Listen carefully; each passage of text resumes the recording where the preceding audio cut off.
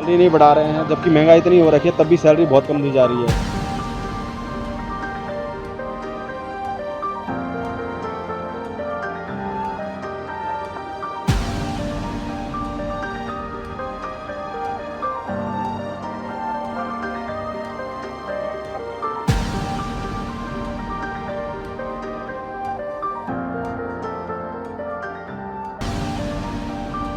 नमस्कार, आज मैं मौजूद हूँ उत्तराखंड पावर कॉर्पोरेशन के देहरादून जिले के कार्यालय में, जहाँ पर कुछ जो युवा हैं वो यहाँ पर एकत्रित हुए हैं।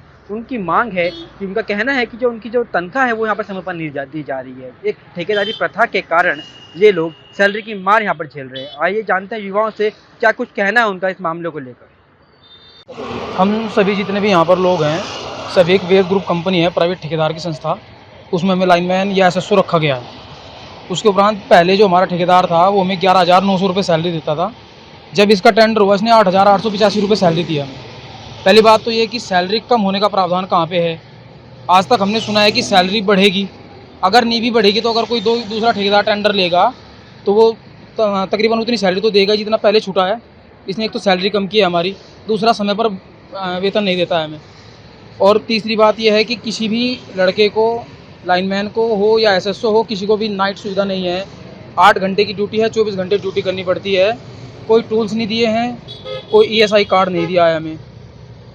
और उसी के चलते आज हम यहाँ पे आए। किसी लड़के की 4 महीने की सैलरी रुकी है, किसी की 3 की है, किसी की 2 की है, किसी की 1 की है। फ़ोन उसे करते हैं, फ़ोन नहीं उठाता हमारा। और उसका एक सुपरवाइज़र है, उसने इस भाई के साथ एक बार बात की है फ़ोन पर, तो बदतमीज़ी से बात की है, गाली गलौज भी दी है उसे। अब अभद्र भाषा का प्रयोग करता है हमारे साथ। कई बार हमने बोल भी दिया। एससी साहब को लिखित में एक लेटर दिया था, जो हमने आपको भी दिखाया भी है। उसमें एससी साहब ने हमें आश्वासन दिया था कि 1 से 2 दिन में सैलरी आ जाएगी, लेकिन वो भी नहीं हो पाया अभी तक। तो उस कारण से हम यहाँ पर आपके सामने आज आए हैं कि हम प्रेस के वार्ता करके अपनी बात को आगे करें, अधिकारियों तक पहुँचाएँ, जिससे हमारी समस्या का समाधान हो। अच्छा, अभी आपने बोला कि ठेकेदार के अंडर आप लोग काम करते हो, तो एक सीमित समय होता है टेंडर का कि 11 महीने, 8 महीने, 9 महीने। तो कितने समय के लिए आप लोग कार्यरत रहते हैं इस समय? उसमें 11 महीने का था उसका। 11 महीने के बाद फिर अभी बोल रहे हैं कि उसी का हो गया है दोबारा, लेकिन सैलरी बढ़ने का अभी भी कोई प्रावधान नहीं है। उसमें एक फॉर्म आपसे साइन किया जाता है कि आप हमसे लोगों को इतनी तनख्वाह यहाँ पे दी नहीं, वो जाएगी। हमें कोई नहीं बताया गया, वो कुछ नहीं बताया गया हमें। हमें तो खाली बता दिया कि सैलरी कम हो गई है, अब सैलरी इतनी मिलेगी। अब उसी के अधीन कर रहे हैं। कई बार हमने बोला भी है उसको, बोलता है कि टेंडर कम में छुटा है तो उसमें मैं क्या कर सकता हूँ। अधिकारियों से बात करो, अधिकारी बोले उसने कम में टेंडर लिया है, अब हम किसके पास जाएँ।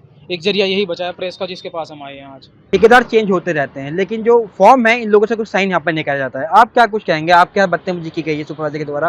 क्या कुछ कहेंगे, क्यों बदतमीजी की गई सुपरवाइजर साहब? कई बार जैसे स्टार्टिंग में हमारी सैलरी नहीं आ रही थी, 2-3 महीने की सैलरी हमारी रोक दी थी। तो ठेकेदार को हमने फ़ोन किया, मैंने खुद ठेकेदार को फ़ोन किया, तो ठेकेदार ने फ़ोन नहीं उठाया हमारा। उसके बाद मैंने जो उनका सुपरवाइज़र है, जो हमारा विजय वेद ग्रुप का, मैंने उसे कॉल की, तो उसने बोला कि क्या बोलते हैं, सैलरी अभी ऊपर से पास नहीं हुई है। हम लेकिन जब ऊपर जाते हैं, विभाग में जाते हैं, तो विभाग से पता चलता है कि उसका चेक पास हो चुका है, लेकिन वो हमारी तनख्वाह नहीं डालता।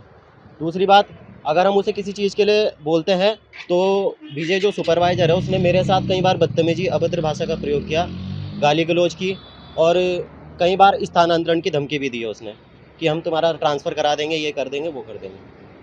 देखिए सुपरवाइजर की कितनी पावर है, ट्रांसफर कराने की धमकी यहाँ पर लोगों को दे रहे हैं। आप क्या कहेंगे ठेकेदार के लिए अपने?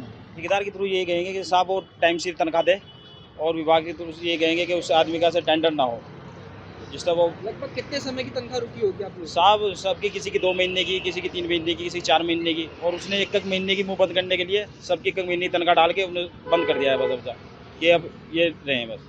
अच्छा, अभद्रता की बात भाई साहब करते हैं, इनसे बदतमीजी की जाती है, तो क्या कहना है इसमें? ये साहब वो गलत करता है कि इनसे बदतमीजी से बात करता है, वो सबके साथ ऐसा करता है। सैलरी नहीं बढ़ा रहे हैं, जबकि महंगाई इतनी हो रखी है, तब भी सैलरी बहुत कम दी जा रही है।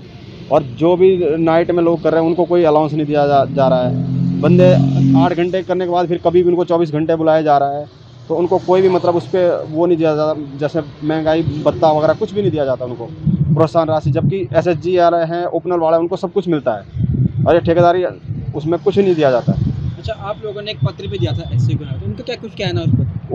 उन्होंने एससी ने उसमें कोई भी एक्शन नहीं लिया है, और उन्होंने ऊपर से ये कह दिया मेरे पास नहीं आना चाहिए, कल से ये तुम जानो, ठेकेदार कह दिया। और ठेकेदार कहता मेरे पास पैसे ही नहीं आए हैं, और 2-2 3-3 महीने की सैलरी नहीं दी है उसने बंदे ने।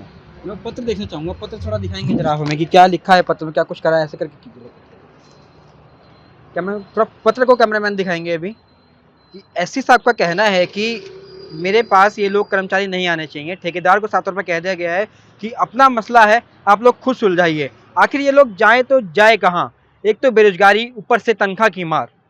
ये युवा हैं उत्तराखंड के, सरकार जिनकी ओर ध्यान नहीं दे रही है।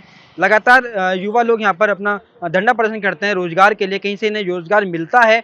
8,000 रुपये की तनख्वाह इन लोगों को दी जाती है, वो भी समय पर नहीं मिलती है, जिससे जो बेरोजगारी है वो लगातार हमें बढ़ती जा रही है। देहरादून से वीडियो जर्नलिस्ट हरीश यादव के साथ में वेब पोर्टल की रिपोर्ट।